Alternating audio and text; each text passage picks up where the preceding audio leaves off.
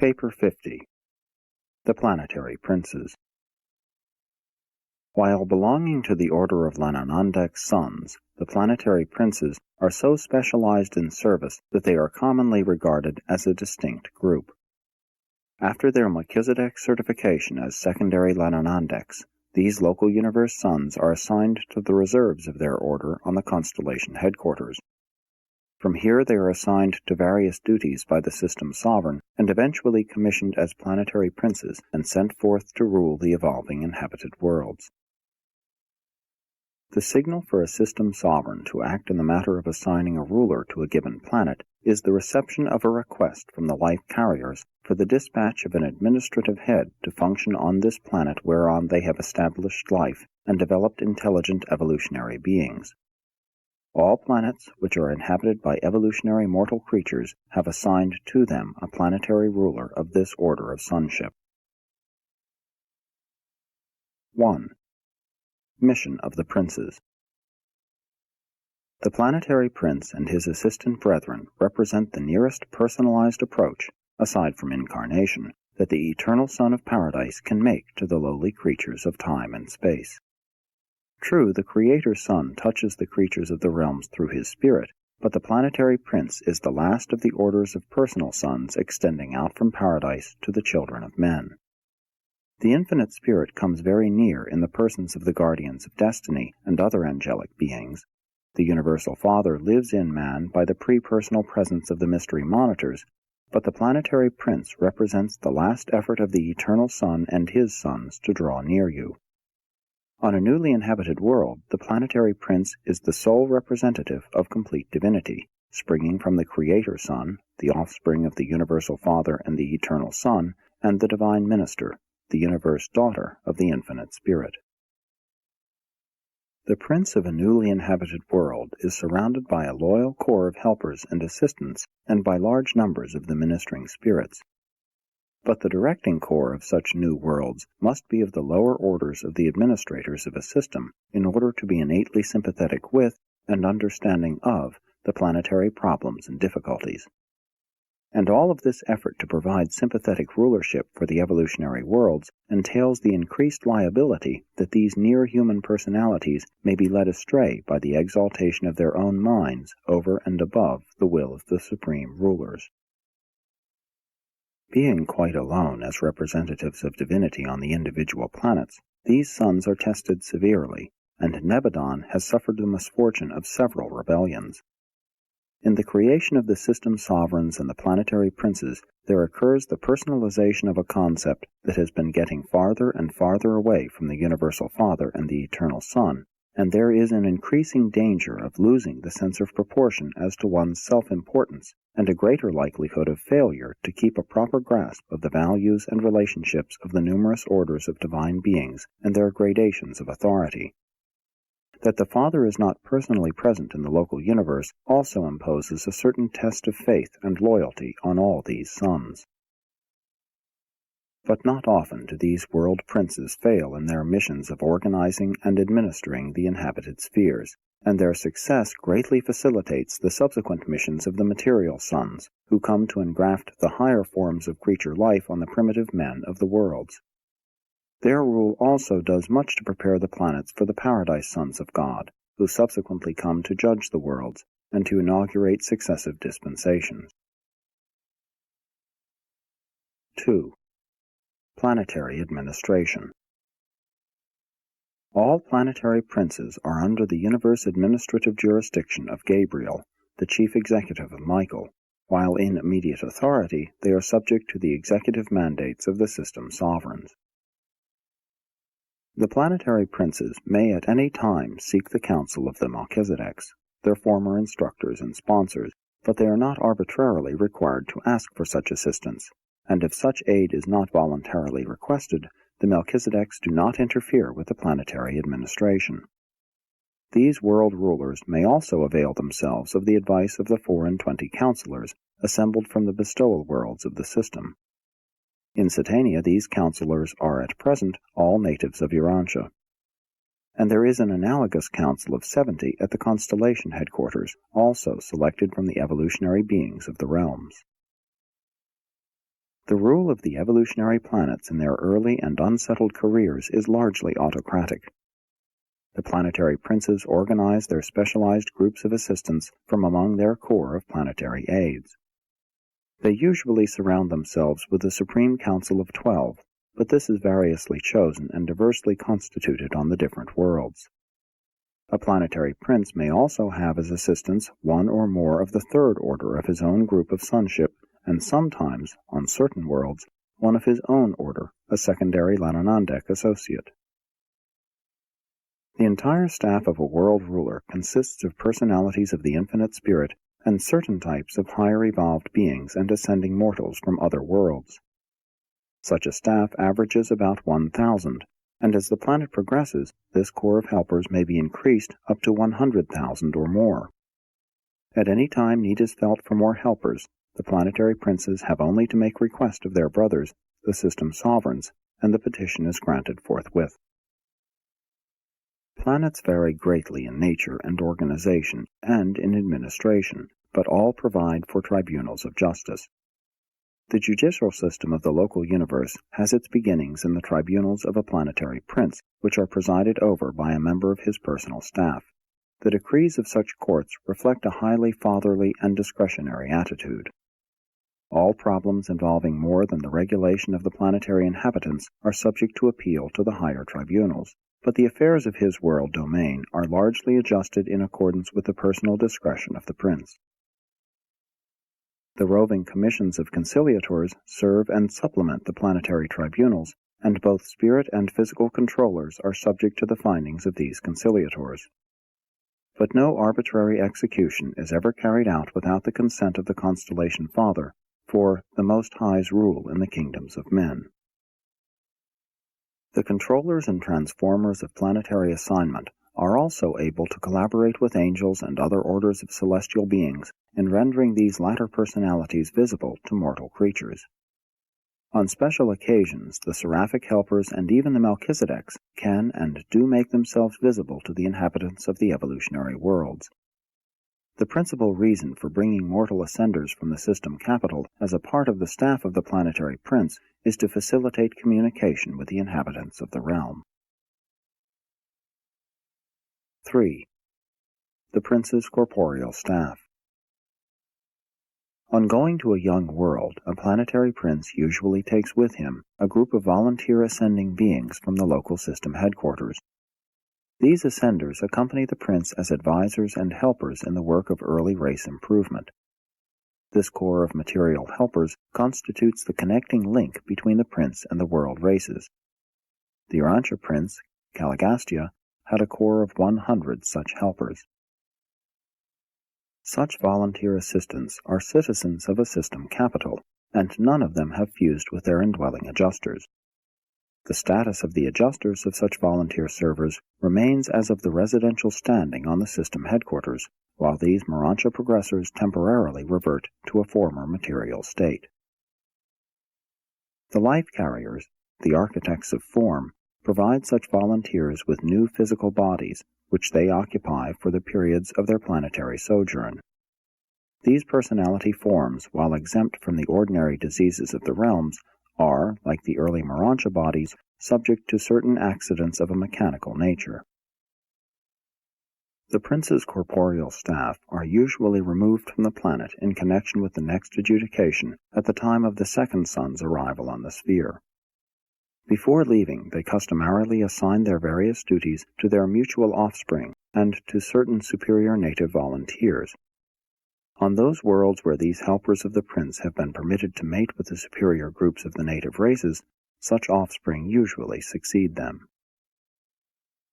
These assistants to the planetary prince seldom mate with the world races, but they do always mate among themselves. Two classes of beings result from these unions: the primary type of midway creatures and certain high types of material beings who remain attached to the prince's staff after their parents have been removed from the planet at the time of the arrival of Adam and Eve. These children do not mate with the mortal races except in certain emergencies, and then only by direction of the planetary prince. In such an event, their children, the grandchildren of the corporeal staff, are in status as of the superior races of their day and generation. All the offspring of these semi-material assistants of the planetary prince are adjuster indwelt. At the end of the prince's dispensation, when the time comes for this reversion staff to be returned to the system headquarters for the resumption of the Paradise career, these ascenders present themselves to the life carriers for the purpose of yielding up their material bodies. They enter the transition slumber and awaken delivered from their mortal investment and clothed with Urantia forms, ready for seraphic transportation back to the system capital, where their detached adjusters await them.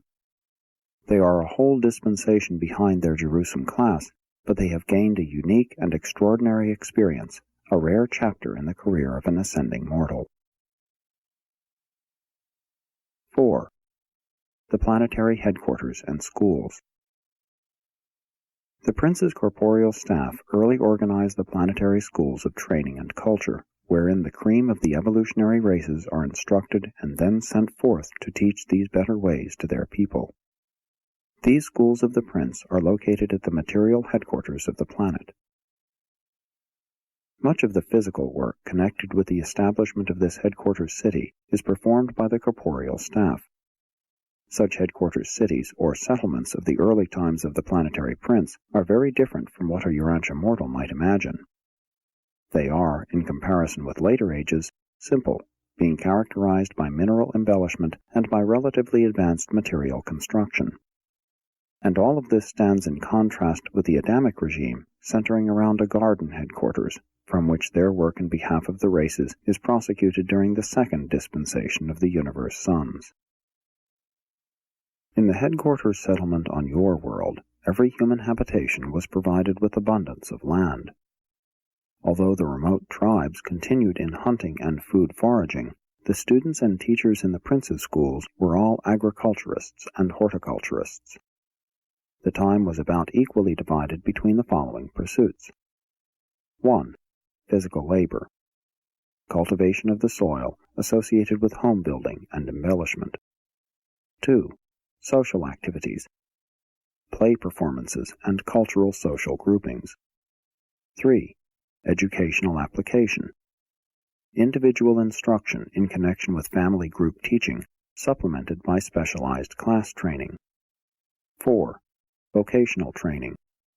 Schools of marriage and homemaking, the schools of art and craft training, and the classes for the training of teachers, secular, cultural, and religious. 5. Spiritual culture. The teacher brotherhood, the enlightenment of childhood and youth groups, and the training of adopted native children as missionaries to their people. A planetary prince is not visible to mortal beings. It is a test of faith to believe the representations of the semi-material beings of his staff. But these schools of culture and training are well adapted to the needs of each planet, and there soon develops a keen and laudatory rivalry among the races of men in their efforts to gain entrance to these various institutions of learning. From such a world center of culture and achievement, there gradually radiates to all peoples an uplifting and civilizing influence which slowly and certainly transforms the evolutionary races. Meantime, the educated and spiritualized children of the surrounding peoples who have been adopted and trained in the prince's schools are returning to their native groups and, to the best of their ability, are there establishing new and potent centers of learning and culture which they carry on according to the plan of the prince's schools. On Urantia, these plans for planetary progress and cultural advancement were well underway, proceeding most satisfactorily, when the whole enterprise was brought to a rather sudden and most inglorious end by Caligastia's adherence to the Lucifer Rebellion. It was one of the most profoundly shocking episodes of this rebellion for me to learn of the callous perfidy of one of my own order of sonship, Caligastia, who, in deliberation and with malice aforethought, systematically perverted the instruction and poisoned the teaching provided in all the Urantia planetary schools in operation at that time. The wreck of these schools was speedy and complete. Many of the offspring of the ascenders of the prince's materialized staff remained loyal, deserting the ranks of Caligastia. These loyalists were encouraged by the Melchizedek receivers of Urantia, and in later times their descendants did much to uphold the planetary concepts of truth and righteousness. The work of these loyal evangels helped to prevent the total obliteration of spiritual truth on Urantia. These courageous souls and their descendants kept alive some knowledge of the Father's rule and preserved for the world races the concept of the successive planetary dispensations of the various orders of divine sons. 5. Progressive civilization. The loyal princes of the inhabited worlds are permanently attached to the planets of their original assignment. Paradise sons and their dispensations may come and go, but a successful planetary prince continues on as the ruler of his realm. His work is quite independent of the missions of the higher suns, being designed to foster the development of planetary civilization. The progress of civilization is hardly alike on any two planets. The details of the unfoldment of mortal evolution are very different on numerous dissimilar worlds. Notwithstanding these many diversifications of planetary development along physical, intellectual, and social lines, all evolutionary spheres progress in certain well-defined directions. Under the benign rule of a planetary prince, augmented by the material suns and punctuated by the periodic missions of the paradise suns, the mortal races on an average world of time and space will successively pass through the following 7 developmental epochs. 1. The nutrition epoch. The pre-human creatures and the dawn races of primitive man are chiefly concerned with food problems. These evolving beings spend their waking hours either in seeking food or in fighting, offensively or defensively. The food quest is paramount in the minds of these early ancestors of subsequent civilization. 2. The security age. Just as soon as the primitive hunter can spare any time from the search for food, he turns this leisure to augmenting his security. More and more attention is devoted to the technique of war. Homes are fortified, and the clans are solidified by mutual fear and by the inculcation of hate for foreign groups. Self-preservation is a pursuit which always follows self-maintenance. 3. The material comfort era. After food problems have been partially solved and some degree of security has been attained, the additional leisure is utilized to promote personal comfort. Luxury vies with necessity in occupying the center of the stage of human activities. Such an age is all too often characterized by tyranny, intolerance, gluttony, and drunkenness. The weaker elements of the races incline toward excesses and brutality. Gradually, these pleasure-seeking weaklings are subjugated by the more strong and truth-loving elements of the advancing civilization. 4. The quest for knowledge and wisdom. Food, security, pleasure, and leisure provide the foundation for the development of culture and the spread of knowledge.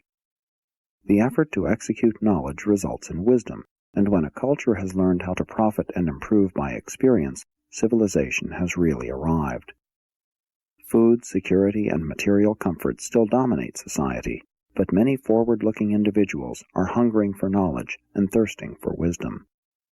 Every child is provided an opportunity to learn by doing. Education is the watchword of these ages. 5.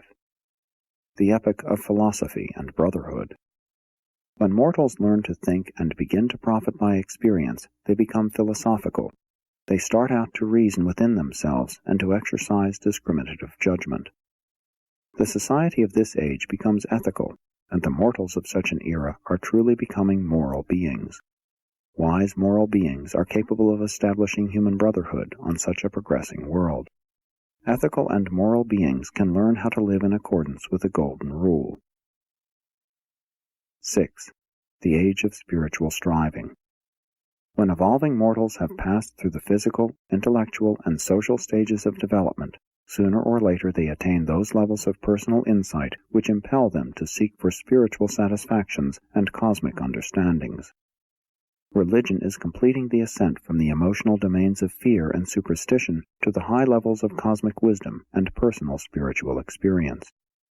Education aspires to the attainment of meanings, and culture grasps at cosmic relationships and true values. Such evolving mortals are genuinely cultured, truly educated, and exquisitely God-knowing. 7. The Era of Light and Life. This is the flowering of the successive ages of physical security, intellectual expansion, social culture, and spiritual achievement.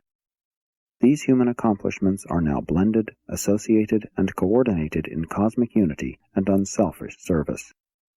Within the limitations of finite nature and material endowments, there are no bounds set upon the possibilities of evolutionary attainment by the advancing generations who successively live upon these supernal and settled worlds of time and space.